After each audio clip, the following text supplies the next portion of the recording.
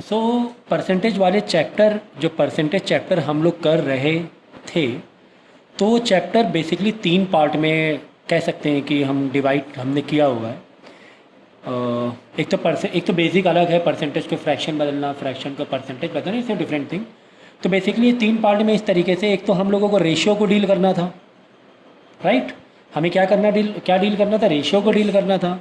दूसरा हमें डील करना था परसेंटेज निकालना, किसी भी चीज़ का चेंज वैल्यू जब हो रही, तो अगर वैल्यू बढ़ी तो बताओ कितना परसेंटेज में बढ़ा, वैल्यू घटी तो बताओ कितनी परसेंटेज में घटी, है ना। कुछ इस तरीके से एक फॉर्मूला था कि डिफरेंस हम लोग लेते थे कि कोई चीज़ 30 रुपये में 32 में हो गई बाद में, तो डिफरेंस ऊपर लेते थे और ओल्ड वैल्यू नीचे लेते थे, और इंटू 100 करके हम लोग क्या करते थे, परसेंटेज निकालने की कोशिश करते थे। जैसे कोई मिल्क पहले 30 रुपये में था, बाद में कितना हो गया, 32 में हो गया, तो बताओ कि परसेंटेज, डेफिनेटली रेट बढ़ा है तो इंक्रीज परसेंटेज ही निकालोगे। तो हम लोग कैसे करते थे, ओल्ड वैल्यू मतलब जो पहले है वो तो नीचे लिखना ही है, ऊपर डिफरेंस 30 और 32 डिफरेंस कितना, 2 रुपये है ना, 2 रुपये इंटू 100 करके इस तरीके से हम लोग परसेंटेज निकालने की कोशिश करते थे। और ठीक इसी तरीके से प्रॉफिट परसेंटेज भी हम लोग इसी तरीके से निकालते थे। प्रॉफिट परसेंटेज में भाई ओल्ड वैल्यू का मतलब होता था सीपी, मतलब purchasing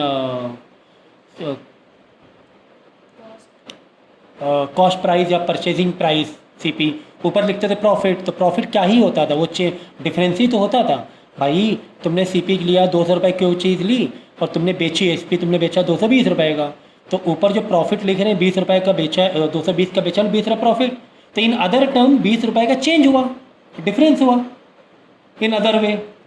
this 20 rupees is what, this is difference from 200 to 220, correct. तो मुझे डिफरेंस बोलो प्रॉफिट वाले टर्म में, या सेलिंग प्राइस वाले टर्म में प्रॉफिट बोलो, एनीथिंग यू कैन से। अब ओल्ड वैल्यू जैसे मैंने यहाँ लिखा परसेंटेज निकालने के लिए, मैंने यहाँ क्या लिख दिया, सीपी, खरीदने वाला प्राइस। पहले खरीदोगे बाद ही भी तो बेचोगे, तो खरीदने वाला वो ओल्ड ही तो हुआ, पहले जो हो चुका है वो ओल्ड काइंड ऑफ। तो अलग अलग नाम अलग अलग हैं, बट वो एक ही बात होती है। अगर यूनिवर्सल समझोगे तो यूनिवर्सल ये है, हमेशा जिंदाबाद। क्या नीचे लिखना है ओल्ड वैल्यू, ऊपर डिफरेंस इंटू 100।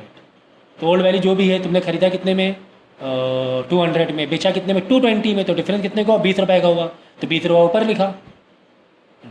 तो this is the way you have to understand the concept. Concept समझ लोगे ना, तो फिर बाद में प्रॉफिट का फॉर्मूला क्या है, परसेंटेज निकालने का फॉर्मूला क्या है, उसमें तुम उलझोगे नहीं, यू विल गेट एवरीथिंग। तो ये तुम्हारा परसेंटेज निकालने का फॉर्मूला था। फिर रेशियो का एक अलग कॉन्सेप्ट हमारा चल रहा था।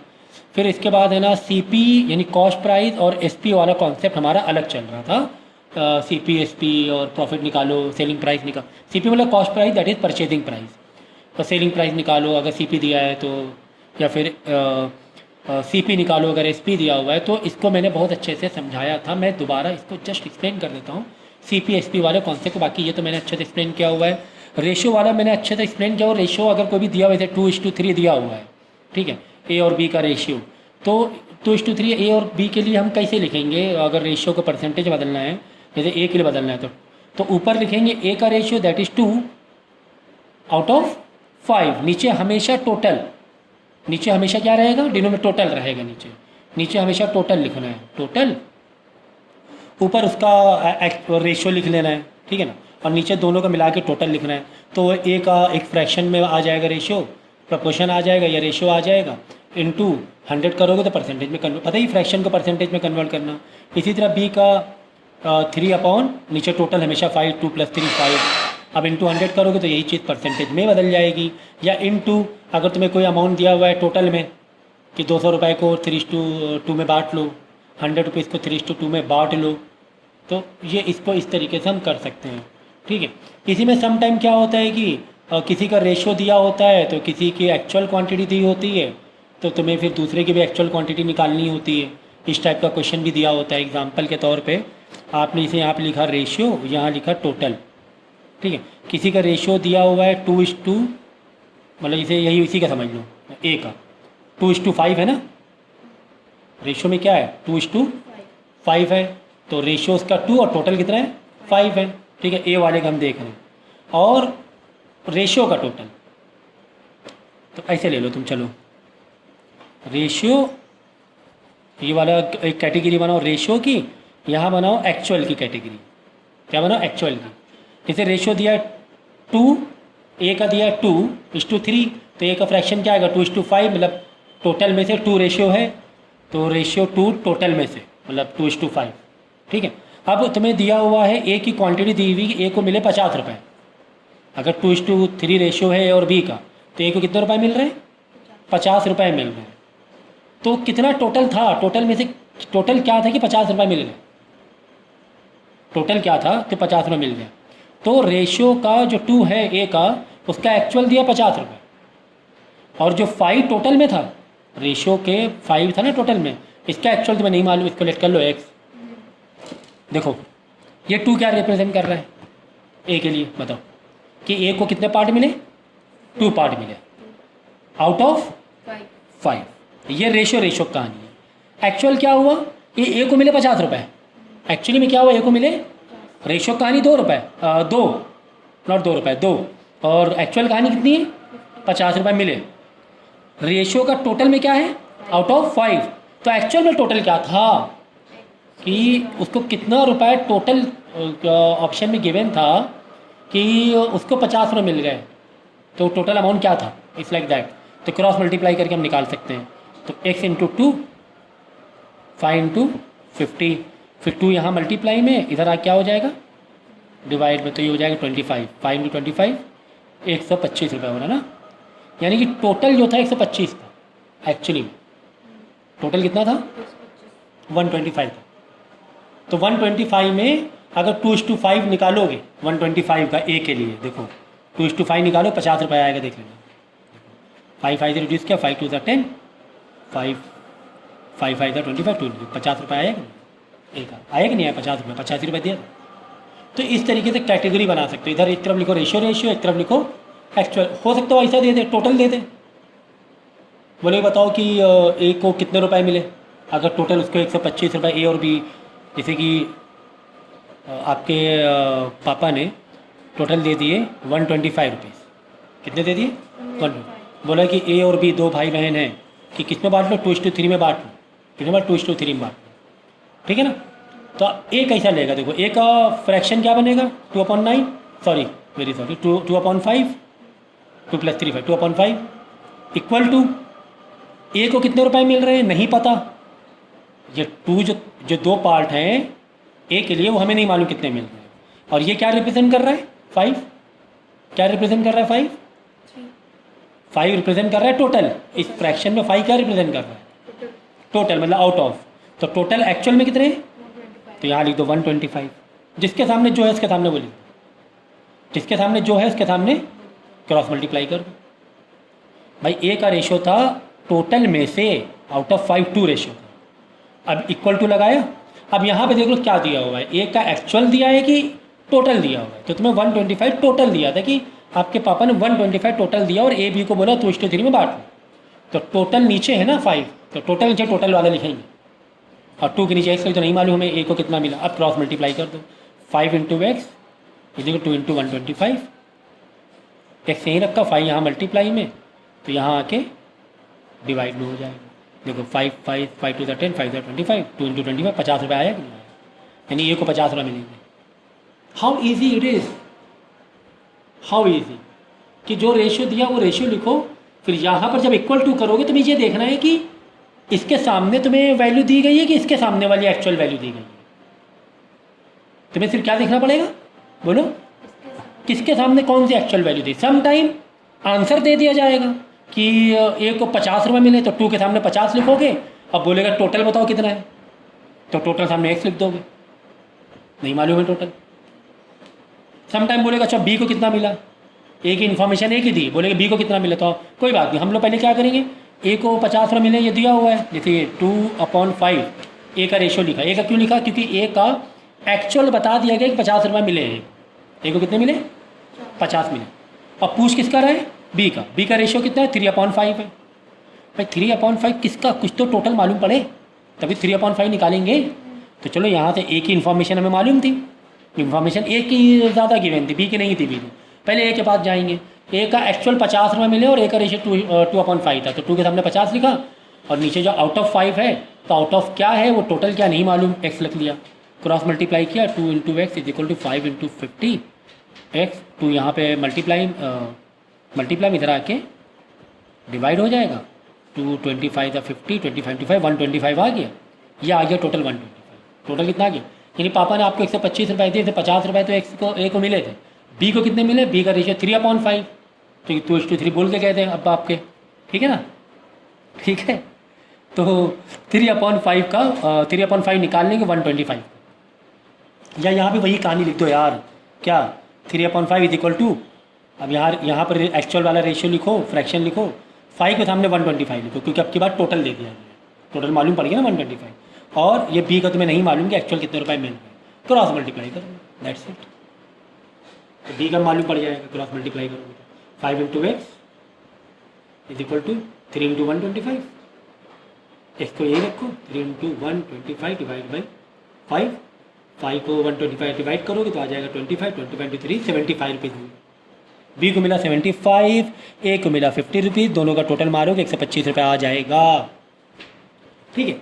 तो हाँ, सीपी और एसपी की बात कर रहे थे, एक और पार्ट है सीपी और एसपी का।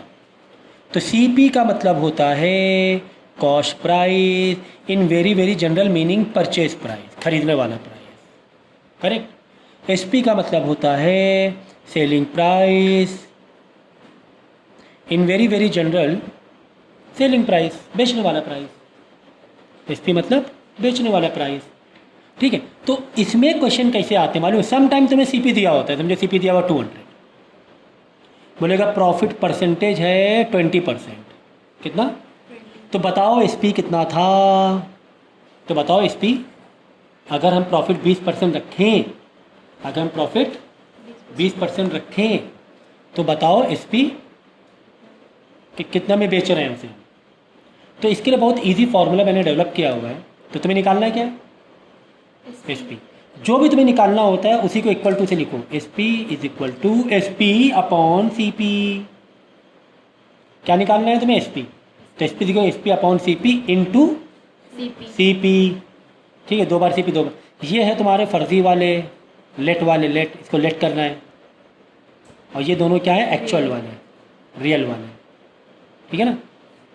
इसी तरह अगर उल्टा दे दे, तुम्हें एसपी दे दे, एसपी 240 में बेचा, सीपी प्रॉफिट परसेंटेज तुम्हारा था 20%, तो बताओ सीपी कितने में ख़रीदा होगा, हमने कितने में खरीदा, प्योर सीपी निकालना है, तो सीपी निकालना है तो कोई बात नहीं, सीपी इज इक्वल टू करो, सीपी इज इक्वल टू कर रहे हो तो सीपी अपॉन एसपी कर दो, यहाँ पे एसपी निकालना है तो एसपी अपॉन सीपी कर दिया था, यहाँ सीपी निकालना है सीपी अपॉन, तो 2 बार सीपी हो गया तो डेफिनेटली 2 बार एसपी करेंगे तो एसपी मल्टीप्लाई कर दो।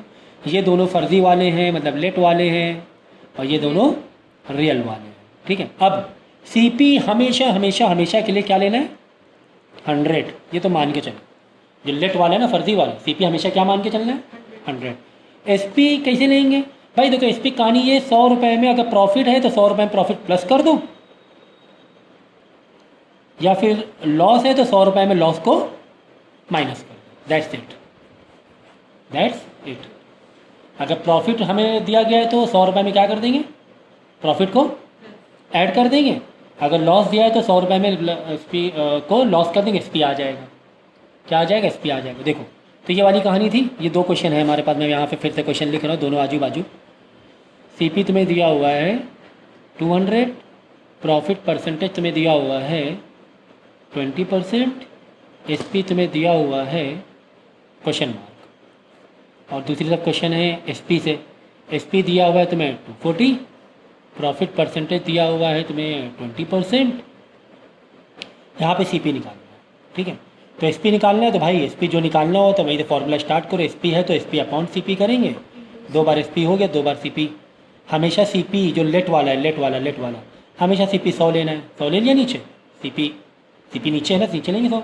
अब एसपी में क्या लेंगे, प्रॉफिट है कि लॉस है, प्रॉफिट है, तो प्रॉफिट 100 रुपये प्लस प्रॉफिट 100 रुपये प्लस 20, 120, तो ऊपर हो गया 120 इंटू ओरिजिनल वाला सीपी कितना दिया हुआ है, रियल वाला 200, 2 0 कट गया, 120 इंटू 240 आ गया। कितने रुपये में सामान बेचोगे तुम, 240 बेचेंगे। अब इसी तरह यहाँ पे आज जब सीपी पूछा है, सीपी पूछा तो भाई सीपी इक्वल टू कर लो, CP equal to CP upon SP कर लो, इंटू SP, वेरी गुड। ये तो लेट वाला है, फर्जी वाला है। CP हमेशा 100 लेट करना, 100 ऊपर लिख लिया। यहाँ पे 100 नीचे था क्योंकि फॉर्मूले में CP नीचे है, यहाँ फॉर्मूले CP ऊपर है ना। SP अगर प्रॉफिट है तो 100 प्लस कर लेंगे, लॉस है तो 100 माइनस कर लेंगे। प्रॉफिट है 100 प्लस ही कर लो, 120 आ जाएगा, 100 प्लस 20 120 इंटू ओरिजिनल SP 240। तो देखो वो 1010 हो गया, 12 1 था, 12 2 था 24, 100 200 रुपये आ जाएगा नहीं आएगा। देखो CP 200 रुपये देखा है ना, इसी का मैंने रेसिप्रोकल वाला एक वो लिया था क्वेश्चन, है ना। CP 200 रुपये 20% profit. This is the way you can solve this type of question, ठीक है ना। तो अगर लॉस होता, अगर तो यहाँ पर 120 ना लिखते, अगर 20% लॉस होता तो 80 रुपये 100 माइनस 20 करते, 100 माइनस 20 करते। CP तो हमेशा 100 भाई, CP जिंदाबाद। वाह सेविंग। तो इसमें है ना प्रॉफिट, ऐसे टाइप के क्वेश्चन है, प्रॉफिट या लॉस परसेंटेज दिया होगा, नहीं तो तुम्हें CP और SP दिया होगा, प्रॉफिट परसेंटेज निकालना होगा। तो ये तो ये फॉर्मूला तुम्हारे पास है ही है, profit is equal to profit upon CP into 100। CP नीचे लिखो, ऊपर लिखो प्रॉफिट। प्रॉफिट कैसे आएगा भाई, SP में से CP माइनस कर लो, ज़्यादा में से कम वाले को माइनस कर लो। भाई सेलिंग प्राइस ज़्यादा है ना तो प्रॉफिट हुआ। या लॉस कैसे आएगा, लॉस निकालना है तो लॉस के लिए CP माइनस SP कर लोगे। क्यों सर CP पहले लिखा, भाई CP ज़्यादा तुमने ज़्यादा में ख़रीदा होगा, कम में बेचा होगा, तभी तो लॉस होगा, कॉमन सेंस। तो CP माइनस SP करेंगे, तो लॉस ऊपर लिख कर, ऊपर लिखो लॉस या डिफरेंस जो भी कह लो, लॉस अपॉन नीचे हमेशा CP इंटू 100।